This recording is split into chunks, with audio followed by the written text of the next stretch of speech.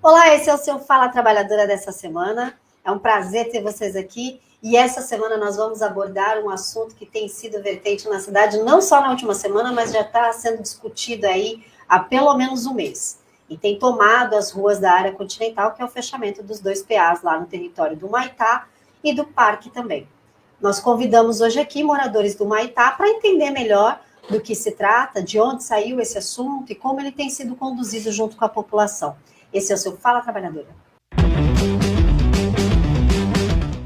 Olá, esse é o seu Fala Trabalhadora dessa semana e a pauta é o fechamento dos PS lá do Humaitá. O pronto atendimento do Humaitá e o pronto atendimento do Parque. Convidei aqui para conversar conosco sobre isso moradores do território do Humaitá. Hoje nós vamos falar um pouquinho mais dentro desse território, que é o Adalto, morador pioneiro lá do bairro, e a Carlinha também, que está também a vida inteira morando lá. Né? Não tem todas as primaveras do Adalto, mas também já é patrimônio tombado do Humaitá. Verdade. Vou pedir para vocês se apresentarem, queria conhecer um pouquinho, pessoal, quem não conhece também, vocês conhecer um pouquinho da história de cada um. Vou pedir para o Adalto, fala um pouquinho para nós, Adalto, da tua história e da tua trajetória no bairro. Boa tarde a todos e a todas, né? Meu nome é Adalto Fernandes Leite, estamos no bairro há cerca de 38 anos. Tem outras pessoas que também são pioneiras lá, né? Mas na luta lá pelas melhorias, nós fomos para a Associação de Moradores, né? Do Melhoramentos do Humaitá, e está lá juntos com a luta, né?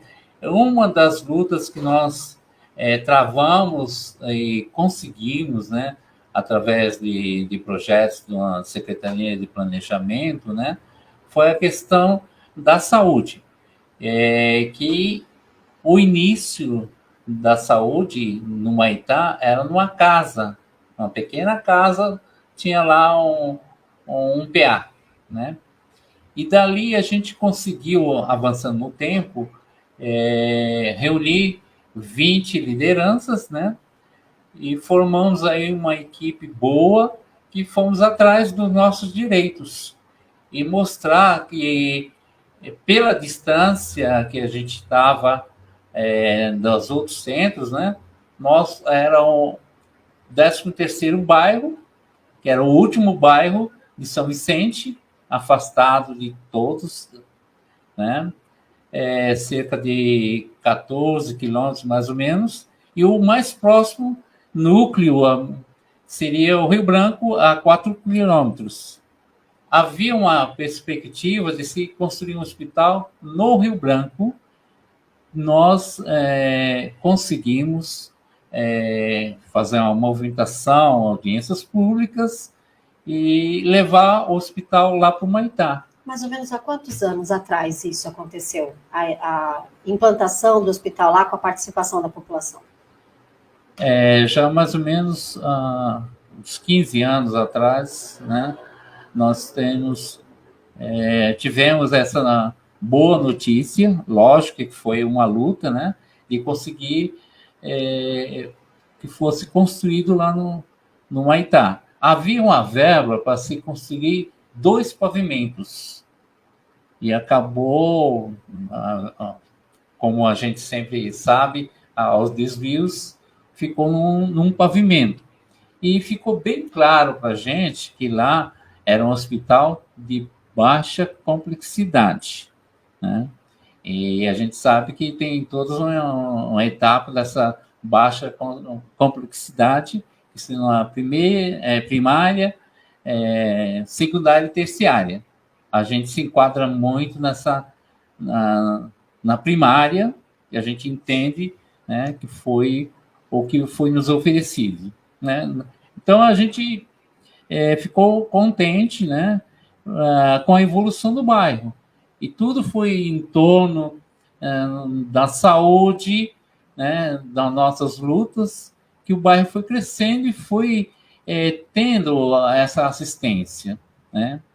E a nossa luta realmente para que continue, né? Que o bairro não perca nada, e sim, ganhe, né? Uhum. Lógico, a gente é favorável aos avanços, às mudanças, a gente são sensíveis a mudanças, né? Tanto é que a gente travou uma luta ainda no governo anterior, né? Que havia lá um pensamento de unir a OBS com o pronto-socorro em um único ponto, né?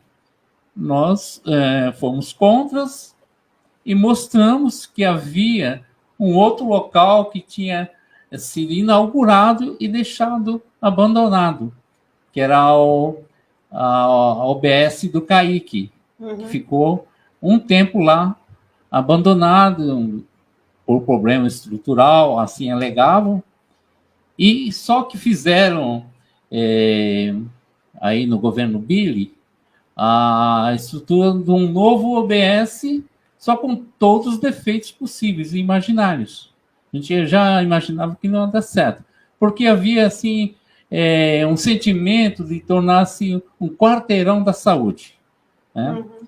Teria o pronto-socorro. É um pouco a impressão que dá ali quando a gente chega, que tem ali um complexo mesmo de saúde, né? É mais de um serviço ali. Mais de um serviço. Então, houve realmente a visita, quando da inauguração do Hospital Olavo Ono de Moura, né? Foi o representante lá do Ministério, né?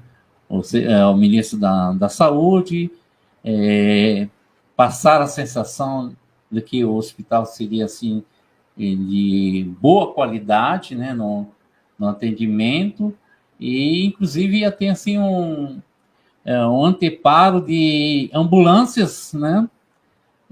Foi até nos apresentado 10 ambulâncias na época lá da inauguração. Isso há quanto tempo atrás? Foi 2013, mais ou menos, nessa época. A gente está falando ainda do governo Billy? Do governo Billy. Depois... 8 anos atrás. Mais ou menos 8 anos. Depois veio o governo que sucedeu o Billy, né? E o Décio, na casa, né? Acho que foi o Décio, né? Depois do Billy. Depois do Billy já foi já veio o Pedro, né? Pedro. Então, com o Pedro... Décio foi o prefeito anterior. Anterior ao Billy, né? Com o Pedro, a gente teve, então, essa discussão com a secretária de saúde, né? Onde ela imaginava juntar as situações. E estavam usando esse espaço lá do CAIC como um almoxarifado, né? Porque era difícil a reforma lá. E deixamos bem claro que, em visita que a gente teve lá, que era possível, sim, de fazer a reforma. Aí alegaram que não tinha verba, nós conseguimos verbas em positivo com os vereadores e conseguimos fazer a reforma, e hoje está funcionando. Fala um pouquinho para nós, então, quantos aparelhos de saúde, quantos serviços oferecidos lá a gente tem hoje no Humaitá? Porque boa parte da população na ilha não conhece o território, nem todo mundo já foi até o Humaitá, né, e tem amigos ou parentes lá. Então, eu queria que a gente pudesse trazer para conhecimento de toda a cidade, quantos serviços são oferecidos da saúde lá hoje? Então, hoje nós temos o hospital, né, com 20 leitos. Nós temos o ponto-socorro, que está ao lado, faz parte do complexo hospitalar, né, que a gente até vê como não se separam, tem que estar junto, né? A gente até questiona também sobre isso. Você não pode fechar um pronto-socorro e que é a porta de entrada do hospital, né? É que todas as necessidades passam primeiro no pronto-socorro para depois ir no hospital. Nós temos a nova nomenclatura, que é a estratégia da saúde, né? A unidade de estratégia da família, saúde da família, saúde né? da família, né? Que é onde foi... Que faz esse trabalho de buscativa no bairro, né? Faz a leitura do bairro. Que tem lá as pessoas que fazem a visita, né? E de forma satisfatória, né? A gente percebe isso, que tem, assim, um atendimento bom, né? E embora essa questões de vaga sempre foi discutível, horário, de atendimento, das consultas. Que é ainda uma demanda problemática da cidade toda. Da cidade toda, não é um privilégio nosso. Né? A gente tem visto aí que está sendo implantado até o atendimento digital, né? Que tem o prontuário digital. Então, assim, essa transformação, toda transformação, ela demanda tempo também e adaptação entre a população e o novo sistema. Queria, então, deixar aqui a pergunta. Na verdade, o espaço que a gente tem escutado a discussão acontecer na cidade é o fechamento do pronto atendimento, do pronto-socorro, que fica ali de porta de entrada para o hospital, do lado do hospital. Ficam os 3 serviços juntos. A unidade de estratégia da saúde da família. Hoje ela está próximo. O PA, né, que é o pronto atendimento de socorro, e o hospital do Humaitá, né? Segura aí, que agora a gente vai ouvir um pouquinho aqui da Carla.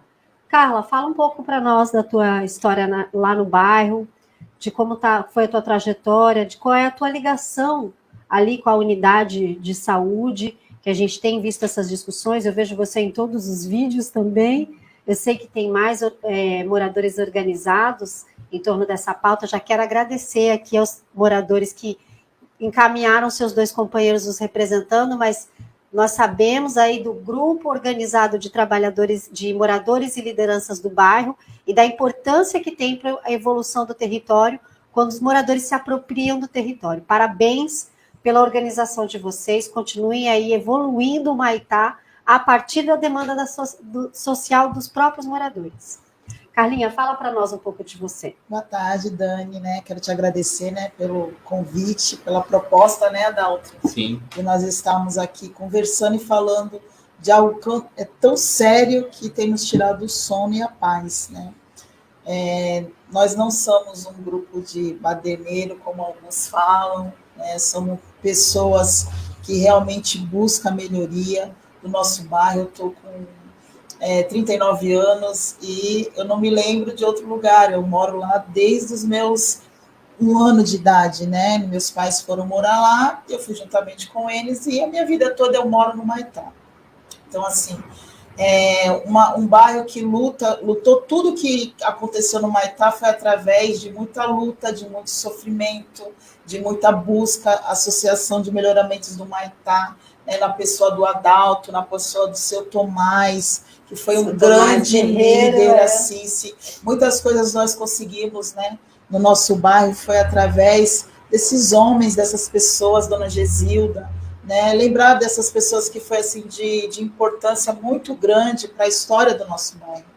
Então, hoje a gente um bairro que tem perdido muito, nós tivemos um shopping que não temos mais, nós tivemos, né, Adalto, coisas que vão se perdendo no nosso bairro, então nós somos o último bairro, né, um bairro que fica isolado e com a possibilidade do fechamento do PS, tem nos tirado sono, nos preocupado, né, eu falo aqui como mãe, como avó, a aflição que a gente sente, Dani, porque hoje, com toda essa dificuldade, não é que a gente quer ser egoísta, mas a gente já tem um serviço, né? E você ter a possibilidade de perdê-lo, né? Isso, assim, nos dá uma sensação de impotência, de tristeza, de frustração. E é um bairro grande, né? São quase 20 mil habitantes do Humaitá. Temos o Humaitá, Parque Continental, né? A Vila Mariana, ainda tem a projetada, temos o sítio Acaraú, né? Temos o presídio, temos aí os acidentes que acontecem na pista, os presídios agora, né? O CDP, e quando sofre-se algum acidente na pista também é levado para o Humaitá. Então, assim, nós não estamos falando de um bairro, nós estamos falando de vários bairros, né? Que comporta de várias situações ali o Humaitá, um bairro complexo, porque é distante, gente, é longe, né? Às vezes as pessoas, sim, muito longe.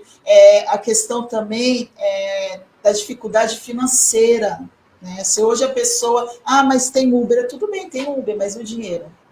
Não, e como que você pega o Uber com o Sigpare, né? Porque outros colegas que estiveram aqui, outros convidados, já se queixaram que é comum o motorista cancelar a corrida quando vê que é a área continental. De madrugada não vão. E o alto custo agora do alto combustível. Custo do combustível. Então, né? assim, eles cancelam, é cancelado. né? Então, assim, é uma série de coisas que acontece num bairro que é muito complexo, né? As dificuldades que nós temos de entrega, tudo isso. Então, eu, como fui voluntária dentro da área da saúde, dentro do nosso bairro, dentro do Maitá, ali na UBS e no PS do Maitá, a gente fala daquilo que a gente vem trabalhando, está presente, conhece, né, as necessidades. Nós ali no pronto-socorro são mais de 400 atendimento dia, né? O movimento dentro da UBS, da ESF hoje, ele é muito grande. Então, assim, a gente está ali porque a gente está próximo dos funcionários, a gente conhece, né, como funciona o trabalho, as dificuldades, né, tanto do usuário quanto do funcionário também. Né? Isso é uma coisa que é importante a gente falar, que era até já aqui dialogar com os trabalhadores da saúde que atuam lá nas unidades e atuam também no PA, que vocês são meus convidados aqui no nosso espaço, para falar também sobre a ótica do trabalhador. Porque eu imagino, Carla, para essa mulher que trabalha na enfermagem lá, sim, e tem seus filhos estudando ao redor, e já tem a sua rotina estabelecida no plantão, como reflete essa eminência da mudança? Porque reflete, né? Ela precisa pensar como é que vai ser. A gente não tem o melhor serviço de mobilidade do mundo, eu sempre repito isso aqui no nosso espaço. Eu espero de verdade que a gente consiga atingir aí um serviço de mobilidade que tenha, no mínimo, uma grade de horário para passar e pegar a população, né? E um outro serviço informativo, que a gente consiga ter acesso a essa grade de horário. Mas como não tem isso, e a gente precisa falar de Uber em plena área continental, porque não tem uma mobilidade acessível, eu fico pensando como essa mulher vai trabalhar, porque ela vai sair do bairro dela, a maior parte já mora ali, ela vai sair do bairro dela, vai trabalhar em outro bairro, ela vai ter que pensar na nova dinâmica de escola dos filhos que estudam no mesmo bairro que moram. Então, eu quero deixar aqui o espaço do Fala Trabalhador aberto para você, servidor e servidora da saúde. Vocês são meus convidados aqui na mesa para trazer aqui as aflições também da classe trabalhadora, qual a expectativa que vocês têm para essas transformações e como vocês esperam, né? O que vocês esperam dessa mudança? Como tem sido esse diálogo? Falando no diálogo... Então, eu trabalhei 16 anos e meio na Santa Casa. Eu sei da luta de cada funcionário e nós eram 3.500 funcionários, 500 homens e 3.000 mulheres. Olha só Esse é o diagnóstico nacional, né? A olha classe só, trabalhadora ela é, né, majoritariamente de mulheres. E a luta que havia no sindicato, que continua ainda, né, pelas 30 horas, né?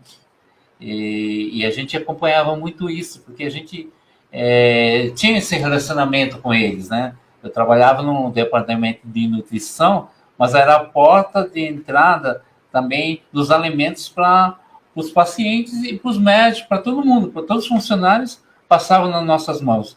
Nós éramos responsáveis pela qualidade do alimento que era servido na Santa Casa. Então a gente tinha todo esse diálogo com eles, né?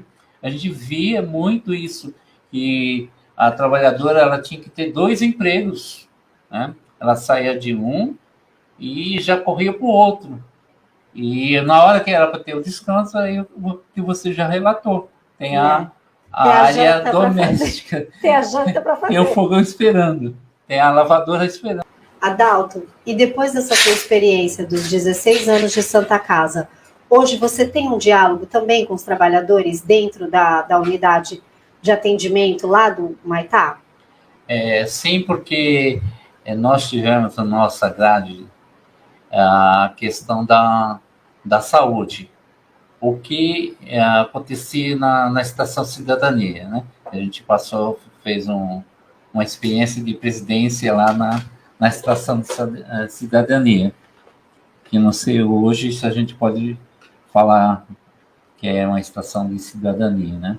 Então a gente tinha lá o pessoal, os agentes de saúde, elas davam aula de ginástica laboral para as pessoas que frequentavam as UBS, que frequentavam toda a estrutura médica do bairro, e tinha então esse contraponto, né? muitas vezes ia lá com questão de pressão, ou então de algum tipo de estresse, elas conseguiam se reunir 2 vezes na semana com essas agentes que eram voluntários lá na estação, para dar esse feedback. É um pouco parecido com aquele conselho regional também, aqueles conselhos de bairro, né, que tem das unidades. Eu lembro que a gente recentemente, no último governo, no último governo ainda houve eleição de líderes de bairro, do conselho local. É um serviço semelhante a esse, né? Que tem pessoas do bairro voluntárias nos serviços de saúde. E um pouco antes da inauguração da estação, foi inaugurada a Academia de Saúde. O que acontecia na Academia de Saúde? As pessoas que estavam em tratamento eram indicadas pelo médico para fazer determinados exercícios. E lá a gente atendia esse pessoal. Só que a demanda cresceu muito, nós usamos a associação para expandir, né? Então, esse relacionamento com os funcionários, a gente sempre teve. Sempre teve. São muitos os funcionários que realmente são moradores do Humaitá? São muitos. Bastante. O que difere são estagiários, né, Carlos? E a gente tem um pessoal estagiário que é interessante, né? Hoje, a gente percebe que tem muita gente buscando se formar ou auxiliar, né? Ou técnico de enfermagem, ou até mesmo buscar uma faculdade de enfermaria, né?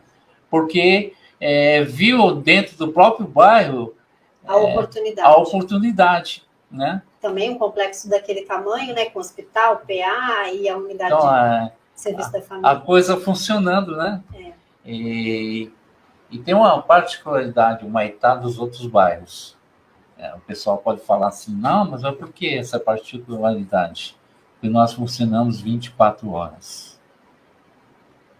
E você vai perguntar, como assim 24 horas? O Humaitá tem vida 24 horas, porque nós temos lá, quando não está funcionando o comércio local, nós temos lá o pessoal, pela necessidade, abriu cantina nas suas garagens, transformando suas casas em cantinas. Então, o pessoal vai, fica nessas cantinas virou ponte até altas horas. Aliás, o Humaitá é conhecido por ter vários pontes, assim, vários pontos de encontro comum para a população. Né? Eu chamei bem a atenção ao secretário anterior de turismo, levei ele lá para conhecer, falei, aqui tem um circuito gastronômico próprio, né? Então o bairro ele respira o tempo todo. Pena que hoje nós estamos sem iluminação lá na quadra da estação, porque o pessoal ficava até meia-noite e meia, 1h. Temos relatos de moradores que tinha gente lá se exercitando 3h da manhã, porque tinha iluminação, né? Então, o bairro... Mas tem o outro lado, né? Que a gente tem a preocupação, já com relação à saúde, porque não tem esse cuidado da atenção das autoridades com relação à questão das bebidas, né? As bebidas alcoólicas, né? E que tem a venda indiscriminada. Não tem, assim, um controle. Você diz não tem uma fiscalização efetiva no comércio local? Sobre a venda de bebidas com relação a menores? A menores, e há 2 semanas atrás nós tivemos um relato da diretora que um aluno levou energético para dentro da sala de aula. Ela só descobriu porque os coleguinhas, né, contaram. E ela chamou os pais, né? Os pais acharam que era normal, porque ele já estava acostumado a fazer essa prática. Deixa eu fazer aqui um bate-bola com a Carla. Carla, fala para mim sobre essa polêmica do fechamento do PA. Como que isso surgiu? Da onde saiu o primeiro diálogo? Como é que os moradores souberam que haveria um fechamento? Foi alguma movimentação da prefeitura, alguma sinalização, algum folheto? Como é que vocês souberam do fechamento? Então, Dani, na realidade, né, um dos nossos amigos e líder do bairro, José Flávio, né, mais conhecido como Fu, nos trouxe essa informação muito preocupado, nos chamou para uma reunião, expôs o que estava, né, acontecendo. Ele foi até a Secretaria de Saúde falar com a secretária, ela não atendeu e deu para que uma subordinada o atendesse, e ali ela falou dos estudos, do possível fechamento. Então, assim, ele saiu dali muito preocupado, chamou todo o grupo para conversar, e dali, então, nós começamos a tentar um diálogo. Né? Quanto tempo tem isso, Carla? Nós estamos há quase 2 meses, né, trabalhando nesse assunto. Aí foi feita uma reunião para que chamasse a atenção mesmo, onde a prefeitura foi convidada, a secretária, autoridades, vereadores, todos foram convidados, né? Como eu escutei alguém falar assim, né, se vocês precisariam ter vindo até a gente, eu falei, não, nós demos possibilidade sim, porque nós fizemos uma reunião onde ali todos estavam convocados, todos ali estavam convidados, né, todos os segmentos. Quando mais ou menos foi essa reunião? Tinha mais ou menos um mês, né? Lá no Maitá mesmo, na associação? Não, fomos até num outro local. Na associação não deixaram a gente fazer. Na associação não nos abertam as portas para a gente fazer lá. Encontramos um outro local, então fizemos 2. Foram 2 reuniões, né? E a segunda foi convidada todas, porque assim, às vezes as pessoas falam assim, mas a gente tem que chamar a atenção sim, né, do poder público, das autoridades, da mídia, para todos, porque nosso objetivo é chamar a atenção, né?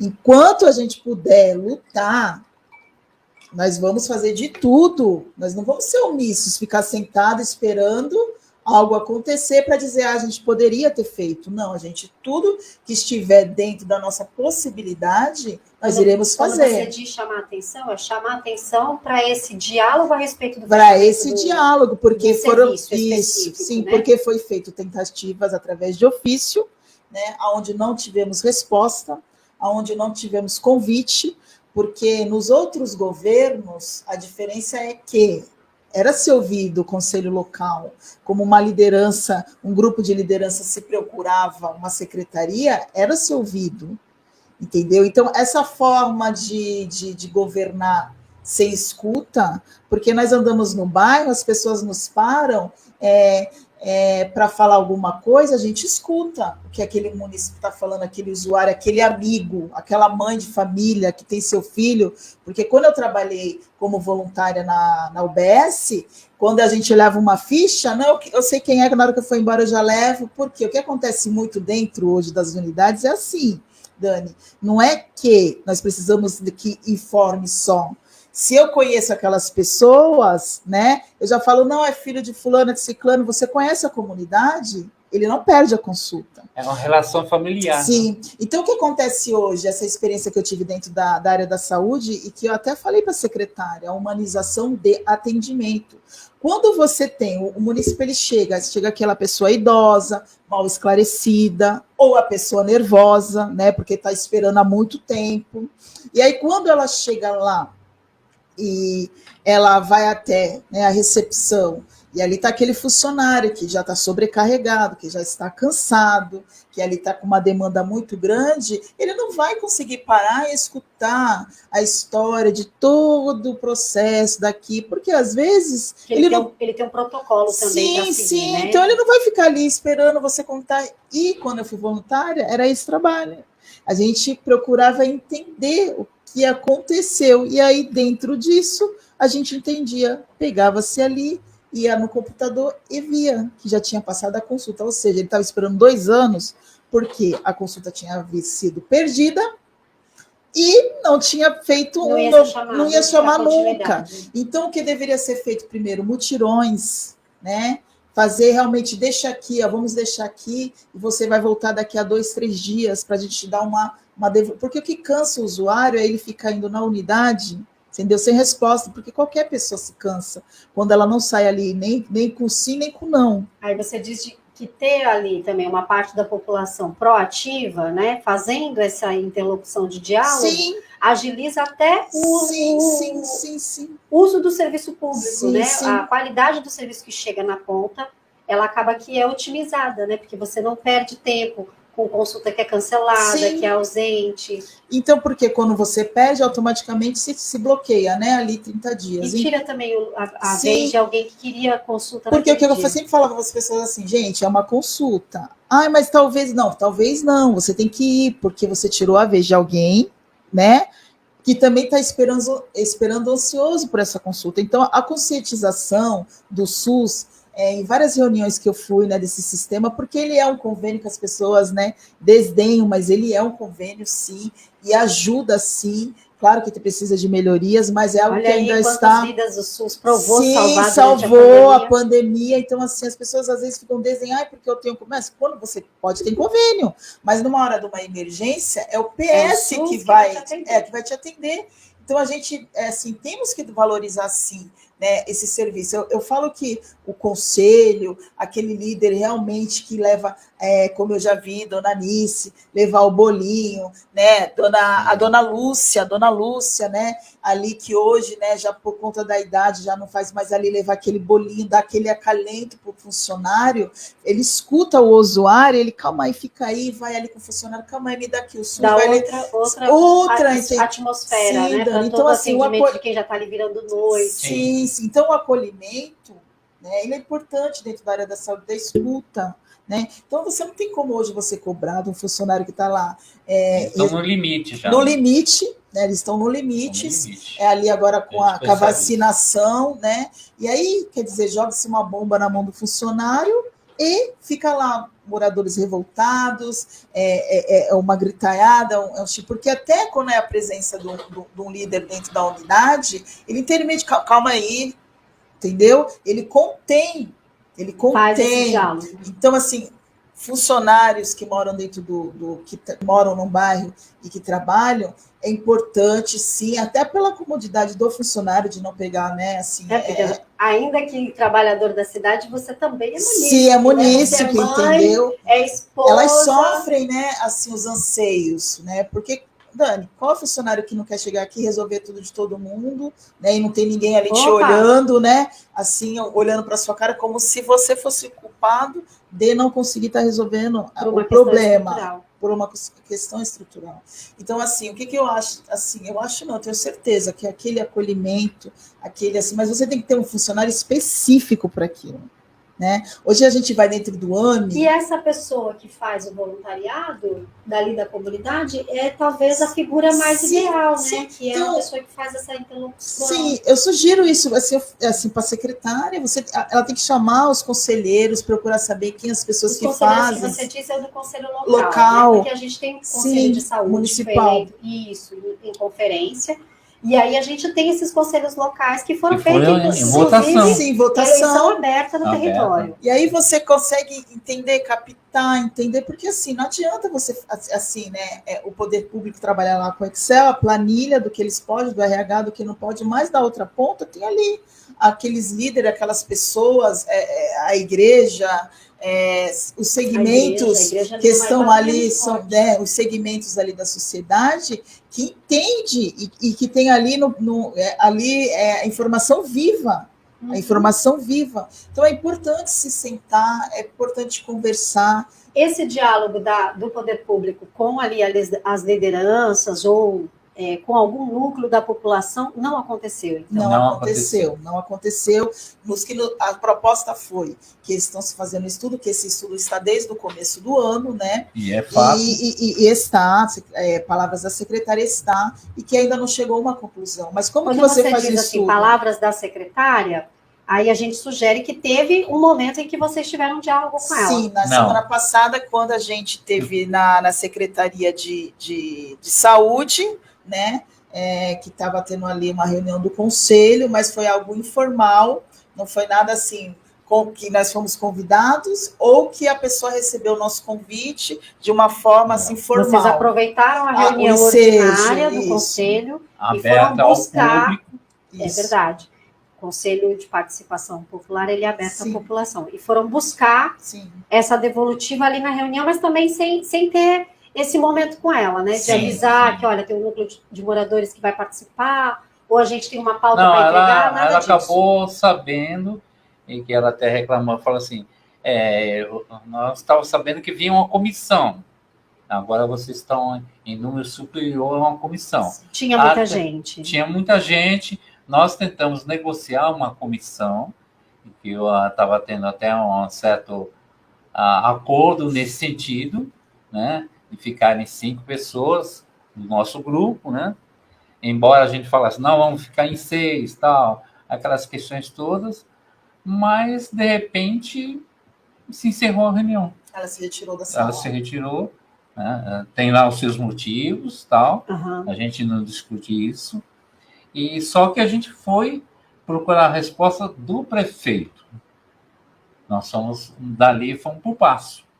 E lá no Paço fomos recebidos por alguém do gabinete do governo que chamou ela para dar explicações para nós. Ela teve que sair da Secretaria de Saúde e ir até a prefeitura. Aí lá no Paço, então, Lá a secretária teve um diálogo com os moradores. Com esses 5 ou 6 moradores ou com todo aquele grupo? Não, com 6 moradores. Com 6 moradores. Sim. Como foi o combinado. E é importante. Nós não rompemos essa questão de tratativa, né?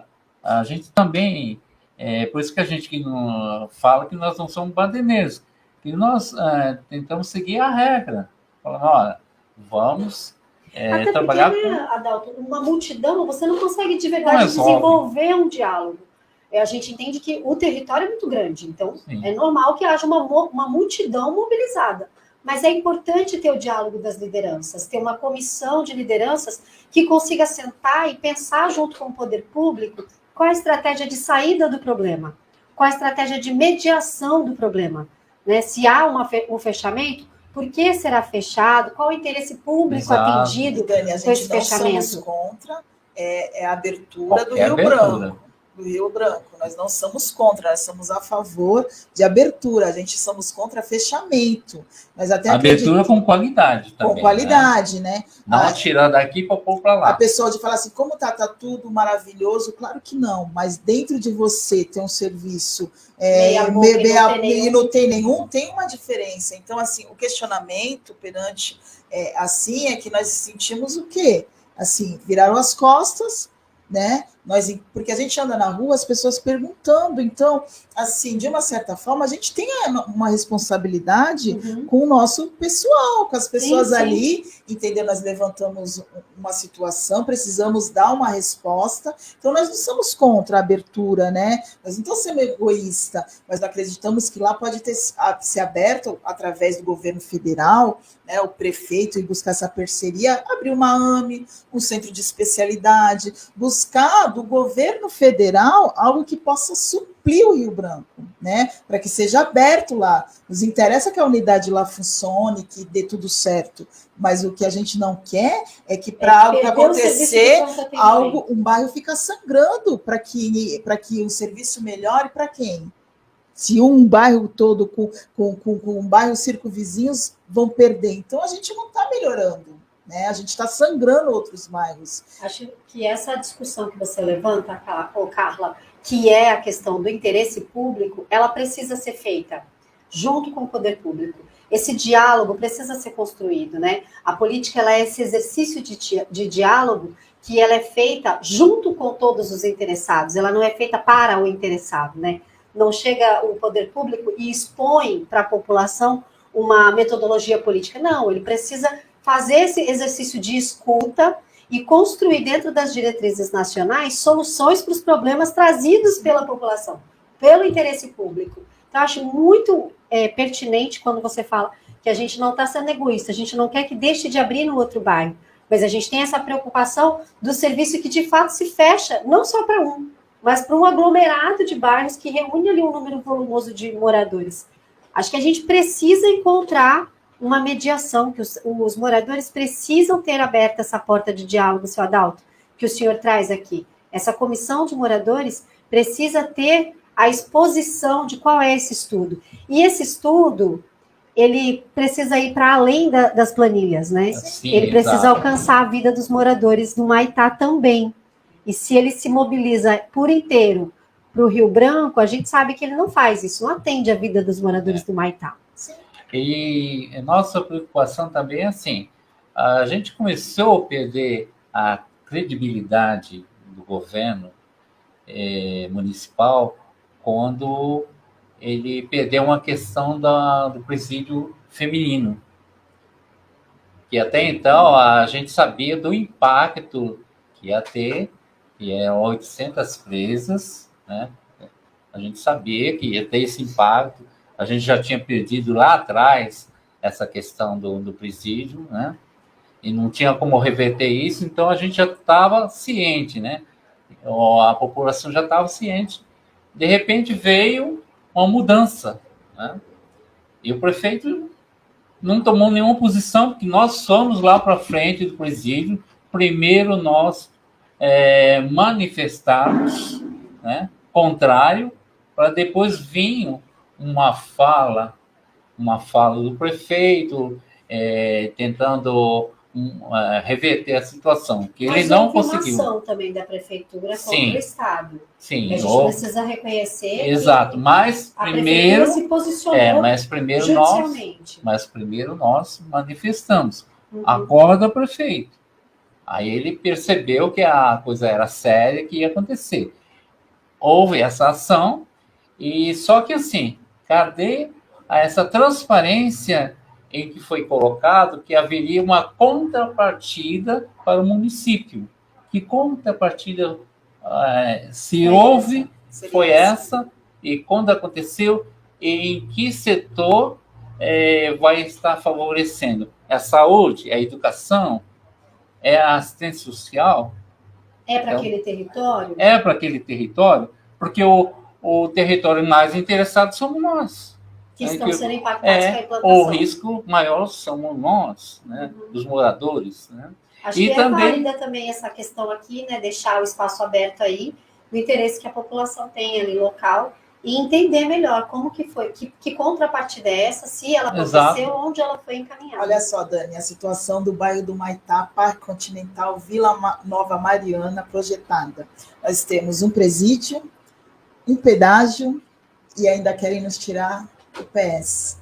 Então, assim, é lamentável, é um absurdo, é triste, é revoltante, tudo porque as casas, né, são mais defasadas, nós temos uma demanda de jovens muito grande, dificuldades muito grandes de locomoção para qualquer situação do nosso bairro, e só é procurado o Humaitá na época de política, né? Na época da campanha, elege, aparece. Tem alguns líderes, né, que se dizem líderes comunitários, que estão escondidos debaixo da cama, mas a gente vai lembrar de você, viu? Eu não vou esquecer de você, você está na lista, tá? Porque só lembram, né, do bairro, né? Que o bairro, na época de campanha, né? Nós também estamos te vendo e a gente vai aguardar a próxima campanha, viu? Nós vamos lembrar a população de você, não vamos te esquecer. Porque é um absurdo, assim, é algo surreal. A gente começa a falar, começa a dar um nervoso, né?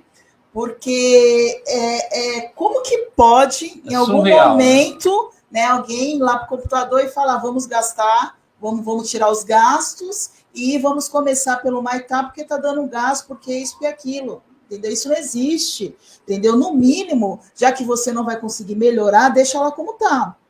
Entendeu? Deixa lá como está. Nós estamos encaminhando aqui para o final do nosso bate-papo, e eu queria aproveitar para a gente dar aqui um resgate na linha do tempo do diálogo que foi construído aqui hoje. Importante pontuar aqui que fica claro que se trata de uma organização de moradores. Sim. Né? Embora algumas figuras políticas, e isso é claro e notório, tenham se aproximado, até porque muitas figuras políticas moram no Humaitá, né? Então, mas é notório que algumas figuras políticas tenham se aproximado do núcleo de moradores, mas de fato se trata de uma mobilização de moradores e moradores pioneiros do bairro. Porque pelo que eu vejo aqui, ó, seu Adalto faz aniversário de vida junto com o bairro, né?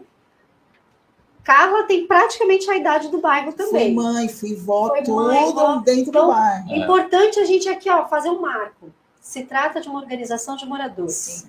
Segundo ponto, é que se trata de uma tentativa de diálogo para entender, né, tudo que norteia essa questão do fechamento. Há um fechamento? Há um estudo? Qual é a contrapartida que o bairro recebe nesse projeto? Qual a vantagem que o interesse público do morador do bairro, não só do Humaitá, mas como a Carla colocou aqui, de todos os bairros do entorno, recebem ali com relação à saúde, com relação a esse fechamento, né? Qual é o projeto que está propondo ser entregue no lugar dele? Né? E como que o poder público avança nesse diálogo com a população ali, com a participação popular dos moradores do Humaitá, que me parece que ficou claro, não vão deixar de atuar no seu bairro. Não, nunca.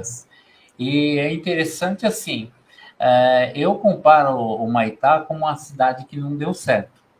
Porque nós tínhamos... assim. Não, porque a gente tinha tudo para dar certo. Primeiro, o shopping do município de São Vicente foi aonde? No Humaitá. O hospital reconhecido de atendimento, tanto a moradores, como o presídio, a pista, os outros bairros, aonde? No Humaitá. Escolas de referência federal, que é o CAIC, que tinha até uma farmácia, laboratório dentro dela, no Humaitá. Teatro, polo esportivo, aonde nós temos? No Humaitá. Céu das Artes. Céu das Artes. Cadê a atenção do poder público? Por que não evoluir e pensar em regredir? 7 anos, né? Desde 2013, é uma luta, né? Uma luta de outros luta. Governos que nós viemos lutando para aquele espaço. Então, nós queremos uma construção. Eu vou até lembrar aqui rapidamente. Fica à vontade. Quais são as redes de atenção no Brasil? Rede Cegonha, portaria 1459/11. Rede de urgência e emergência, que é a RUI, portaria 16.600/11. A rede psicossocial, que foi nos colocado agora, recentemente, um ambulatório lá no hospital. Psicossocial. Só que, assim, algo que já sem consulta à população. E o CAPS, que foi fechado, gente. E com relação também ao CAPS, tudo. O transtorno que vem acontecendo uma regressão. Então, fala assim, melhora, mas então que seja claro com essa questão de melhoras. Que melhoras vai ter? Não, vocês vão ter uma ambulância 24 horas para atender a população. E isso a gente não vai deixar que vocês não tenham. Mas para quê? É uma ambulância para quase 20 mil pessoas. Nós temos situações de um descontrole de maternidade, né? De controle de maternidade, que a gente vê adolescentes sendo mães muito rapidamente. E uma criança dessa passa mal à noite, vai para onde? Vai pegar um Uber que não entra no bairro. Que não entra no bairro, né? Nós tínhamos malamente lá as votações, mas era de 10 em 10 minutos, ela estava lá enchendo nossa paciência, praia, e ficavam conduzindo. Agora, de 1 hora e meia, a condução... Não, essa condução não tem o que falar. Ela só tem... Eu não sei nem se eles têm horário para chegar no ponto final. Pois é. Nós conseguimos coisa inédita em toda a área continental. Acho que na cidade nós temos ônibus partindo que atende toda a Baixada Santista. Linha de ônibus partindo do conjunto Humaitá para atender todas a Baixada Santista. Foi nos negado uma linha que passasse nos hospitais Beneficência Portuguesa e Santa Casa. Não sei por que alegaram que não tinha condições de colocar mais linha naquele corredor.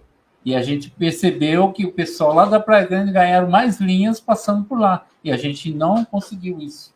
Né? Foi uma briga nossa, porque assim, a gente não tinha essa assistência médica antes do hospital. Então, a gente precisava de uma linha direta para lá, né?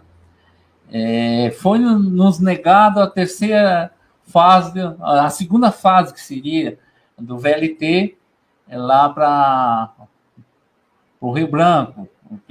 Para nós também não ia ser lá. Tinha uma discussão da expansão do VLT. Do VLT. Essa discussão, eu não estou certa de que ela tenha se extinguido. Acho que ela está nesse processo político parada. Parado, né? Então, a gente ficou cada vez mais estadual. A gente começou a ficar muito distante de tudo, de todos, né? Eu acho importante, Adalto, a gente pontuar. Só que a gente foi à luta para que mantenha o hospital funcionando, e falaram muito mal do hospital. A gente soube que havia situações de não dizer que o hospital não funcionava. A gente sabe que muita gente foi socorrida lá, hoje está viva, graças ao atendimento lá, embora de baixa complexidade, mas sempre atendeu o objetivo. A gente não podia pedir melhor, né?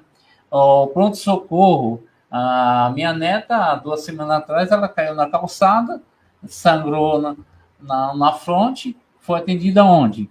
No pronto-socorro. Ali do lado. Imagine a gente ter que colocar um pano para levar lá para o Rio Branco. Que horas o ônibus ia passar? Que horas bater, né?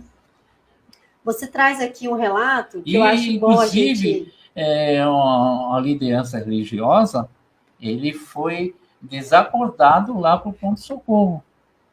E se não tivesse o pronto-socorro? E ia dar tempo de ele chegar no trem? Você traz aqui uma discussão, Adalto, que eu acho que é uma discussão que a gente precisa fazer, inclusive na nossa Casa de Vereadores, né, que é a Câmara, e essa discussão tem que subir, né, que até para a temperatura tem que aumentar. De deputados e tudo, que é o tamanho da necessidade do serviço público, do atendimento público, gratuito, emergencial, emergencial, né, desse contingente de RH, que inclusive é parte do território, que está ali comprometido com o seu concurso, com a sua estabilidade, com o seu vizinho que está passando ali, né? Que não é um contratado que veio de outra cidade, que está com pressa para ir embora, porque o último ônibus passa tarde. Então, você vê o tamanho da complexidade do serviço público e da necessidade que uma cidade como São Vicente tem, e um bairro como Humaitá sofre com a iminência do fechamento de uma porta de saúde. Vou ter que lembrar aqui, como boa servidora e dirigente sindical, não a PEC 32, nós estamos lá na luta, apertando os deputados. Não esqueça, confere lá quem foi que votou, confere partidinho por partidinho, para você não repetir o erro, não votar neles de novo em 2022. Deputado que vota contra o serviço público tem que ser deposto. Vamos voltar para o Humaitá. Vamos votar.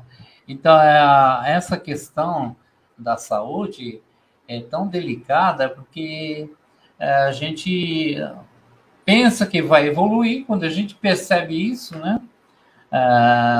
Tem lá um raio-x, que uma hora está funcionando, depende de plantão. Tem plantão que funciona, outro plantão não funciona. Mas se a gente tiver o serviço, não tem um plantão também. Só que a gente desconfia, porque assim, tem a médica que não é ortopedista, lógico, ela não vai se meter a besta em dar um diagnóstico errado. Uma especialidade que não é então dela. Ela fala, não, o raio-x está quebrado. Aí já, né, a população fica meio assim. Né? Aconteceu com meu neto na nova creche. Ele caiu lá e o que a gente fez? Já que não tem raio-x no Humaitá, vamos para o particular. Tivemos que trazê-lo. Mas você não acha que talvez seja o viés que o governo compreende como emergencial e implantar um serviço com uma qualidade mais assertiva, né, que atenda na sua integralidade a saúde, que tem ali funcionando o serviço de laboratório, tenha funcionando o serviço de raio-x, né, o serviço de imagem que a gente chama, né, que é o raio-x, tomografia. Imagem, isso. Você não acha que talvez seja esse o projeto? Embora eu também concordo que ele precisa ser pactuado, construído junto com a população. Sim. Mas eu percebo também que a população ela sofre com essas carências, né? Que tem um serviço ali emergencial, mas ele não funciona na sua integralidade, ele precisa ser Quem é um contra aporte. a evolução das coisas? Ó, se a verdade. gente fosse imaginar, a Santa Casa, ela teve que parar o pronto-socorro que não estava dando certo, ao lado que era o pronto-socorro central ali, ao lado da Santa Casa. Você fala Santa Casa de Santos. De Santos, né? Imagine se não desse opção, a 400 metros dali, se tem um outro serviço de melhor qualidade, que foi instalado próximo à beneficência, né? E ter, assim, uma promessa de uma UPA de... Um compromisso, né? Uma promessa, um compromisso efetivo. Então, inclusive, evoluiu a construção ao lado do pronto-socorro, hoje está esqueleto, né? Está lá para todo mundo ver, algo que não foi para frente. Discutimos com o prefeito anterior e falou assim, é melhor derrubar e devolver o dinheiro e não se fazer nada. Mas tenha lá a estrutura. Pode-se, dentro dessa perspectiva de evoluir, de melhorar, começar a trabalhar esses espaços que estão ali já iniciadas as obras. Aí nós temos a estratégia da saúde que foi fechada por os problemas, né? Estrutural, passou já nesse governo, entrou nesse governo uma reforma. Precisa trocar todo o telhado. Passa lá hoje, para você ver o que está acontecendo lá. Só a estrutura, só os tijolos. Está lá montado, está montado e abandonado. Então, parece que é uma prática de... A gente vem assim, foi do governo anterior, vamos abandonar, deixa para lá. Porque a gente tem ao lado da Igreja Católica um centro comunitário abandonado e denunciado que está abandonado e não se faz nada. Podia-se ali criar um centro de especialidade, criar um atendimento melhor para a terceira idade, que a gente quase não fala, né, na terceira idade. E o acolhimento temos bastante. Onde fica esse acolhimento da terceira idade? A gente fala muito em criança, em jovens, nos adultos, mas as mulheres e a terceira idade. Não tem esse acolhimento. Quer dizer que vão ter que esperar um projeto, né? Que tenha começo, meio e fim no mesmo mandato. No mesmo mandato e que fique bom para inglês ver, né? E não para a população usufruir. Porque é preciso pensar em evoluir por etapas. A gente sabe disso, a gente tem esse conhecimento. A nossa casa, nós recebemos com espaços limitados. Nós fomos na criatividade, aumentando os espaços, porque a nossa família foi crescendo, a gente foi nos adaptando à situação. Hoje, tem famílias... 3 famílias numa casa só que assim, elevou-se, fez uma elevação, né? E sem comprometer a vida familiar. Acho que a saúde tem que se pensar assim também, né? Não vamos comprometer o atendimento médico, mas a gente vai ser criativo.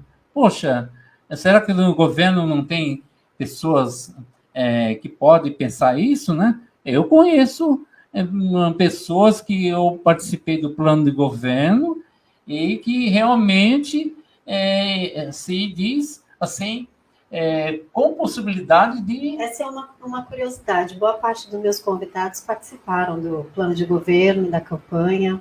Frustrante, porque a gente viu muita coisa no papel e na realidade outra. Uma promessa que não haveria demissão, e hoje nós temos aí 450 a 60 a ter que pleitear o seu emprego de volta e concorrer com a Baixada Santista. 7 mil. De 470, você tem que concorrer com 7 mil. Você tendo 3 anos de seu emprego garantido, você cumprindo todo, a gente vai falar assim, protocolos, né, que foi colocado por aqueles funcionários, pessoas até saindo do seu bairro para atender uma distância longa, né? E, de repente, ter que concorrer à volta do seu emprego com 7 mil. Isso é uma covardia muito grande, que a gente fala assim... Vamos caminhando aqui para o final do nosso programa. Cadê essa transparência? Gente, acorda. No final do nosso programa, não vou fazer aqui o advogado do diabo, mas é fato que toda mudança leva tempo. Eu espero que o governo encontre habilidade política em dialogar com a população e propor a mudança com a inclusão da população.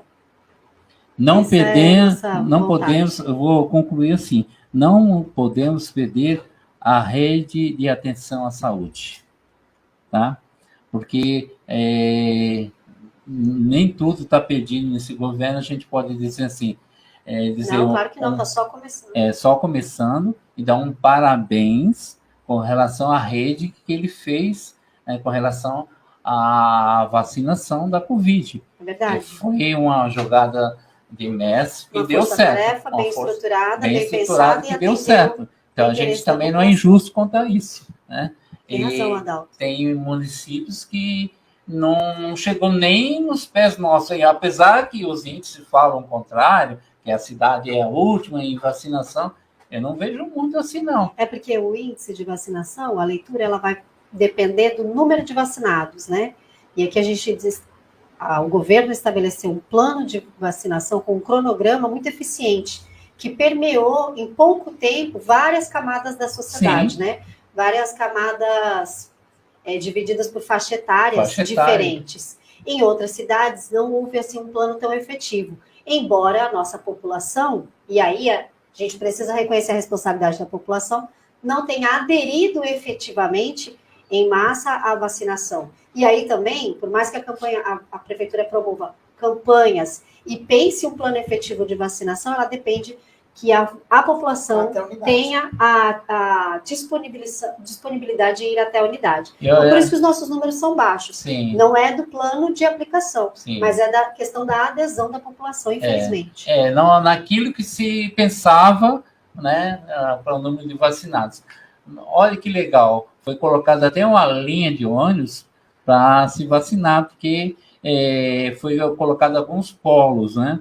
Então, no Humaitá, o polo era lá na subprefeitura. Então, colocaram uma linha de ônibus para a população direta e se vacinar lá. Isso a gente pode dizer que é algo bom. É uma solução efetiva para o problema de mobilidade, né? Eu ainda quero conversar aqui sobre a mobilidade de São Vicente, está aberta aqui a mesa para outra tour, né? E qualquer outro convidado que tenha aí legitimidade e possa abordar esse assunto com responsabilidade junto conosco. Vamos falar da mobilidade também? Que Deus abençoe o governo Caio Amado, que suas pretensões venham de encontro aos anseios da população. Muito bem, Adalto, muito bem. Obrigada, Adalto, por ter estado aqui conosco no programa. Esse programa continua de portas abertas para você e toda a população do Humaitá. Eu nem preciso dizer o quanto é preciosa para mim a nossa amizade e a satisfação que eu tenho em te receber sempre, tá? Nós é que agradecemos, né? E estamos aí à disposição do programa e de qualquer autoridade que queira dialogar. Carla, queria te agradecer também como uma mulher ali do território, guerreira, mulher conhecida, mulher de trincheira, de correr rua mesmo. Muito obrigada por ter se disposto a vir até aqui, representando os moradores ali do território. Leve meus agradecimentos ao grupo organizado de moradores e espero também te receber aqui em tantos outros programas que você tiver aí a disponibilidade ou interesse em trazer também, viu? O Fala Trabalhadora está aberto para todas as mulheres da cidade de São Vicente. Esse é o programa onde os trabalhadores protagonizam. E as mulheres, então, aqui, em pedestal. Por favor, deixe as suas considerações finais. Daniel, que te agradeço por essa oportunidade. E aproveitando também o ensejo, eu gostaria de deixar uma mensagem aqui para a nossa vice-prefeita, Sandra. Sandra, eu queria deixar uma mensagem para você. Você, na sua campanha, mostrou uma Dubai. Na saúde, nós íamos ter um atendimento humanizado. Nossa, foi assim, no papel foi algo muito bonito de se ouvir e de se ver. né? Então eu peço para você colocar um pouco a mão na consciência. As pessoas têm perguntado muito de você, me param na rua, perguntam se você está sabendo, né? Do ocorrido do fechamento do PS. Então eu gostaria muito, Sandra, que você me procurasse, procurasse outras lideranças do nosso bairro, vamos sentar, tomar um café, bater um papo, porque assim, são 4 anos, vão passar, né? E se fechar o PS do Humaitá, consequências vai ser muito pro resto da vida. Então, acho que você deixou alguns amigos lá no Humaitá, né? Então, faça esse canal de comunicação, você como nossa vice-prefeita, você que foi eleita pela área continental, né, pelo bairro do Humaitá. Então, eu te peço encarecidamente, por favor, nos dê um retorno, nos procure, nós não estamos aqui para te julgar, nós estamos aqui para entender, porque você fez uma proposta e hoje nós estamos vivendo uma outra realidade. Então, eu deixo essa proposta para você, nós estamos abertos à conversa, vou ficar muito feliz se você entrar em contato, quiser nos ouvir e falar a sua versão também, nós precisamos entender. Então, aproveitando, né, o ensejo do programa, te agradeço. Assim, mas Sandra, nós estamos esperando você, tá? Nos chamar para tomar um café, né, uma água, ou não tomar nada, falar diretamente no assunto que é o fechamento, o possível fechamento do PS Humaitá e Parque das Bandeiras. Também agradeço aqui o meu amigo Adalto, né, por estar aqui nessa tarde, agradeço demais o programa, muito bacana mesmo, fiquei encantada, e assim que você possa assim crescer, abrilhantar e dar mais oportunidade para mais pessoas estar aqui, né, falando um pouco, porque é importante a gente dar voz às pessoas, né, Dani, é muito importante esses programas, assim, para que as pessoas vejam e ouçam, né, que tem muitas pessoas de qualidade que estão militando, que estão trabalhando, que dão sangue, né, pela cidade e que muitas vezes são abafados. Então, assim, eu fico muito lisonjeada e te agradeço do fundo do coração. Muito obrigada. É uma alegria para mim, viu, Carla? A Carla tocou no assunto da nossa vice-prefeita. Sandra é uma trabalhadora da cidade, antes de mais nada, uma servidora da rede. Sandra, fico muito feliz, a prefeita sabe a admiração que eu tenho por ela. Fico muito feliz de ter uma de nós ocupando esse espaço e acho muito válida a responsabilidade que a população traz aqui, a confiança que uma mulher da cidade tem. Então, não abra mão dessa confiança, cultive aí sua linha de comunicação com o território que tanto confia no seu mandato, viu? Esse foi o Fala Trabalhadora dessa semana. Eu conto com você aqui semana que vem comigo novamente. Esse é o nosso Fala Trabalhadora, o programa onde os trabalhadores e a cidade de São Vicente protagonizam.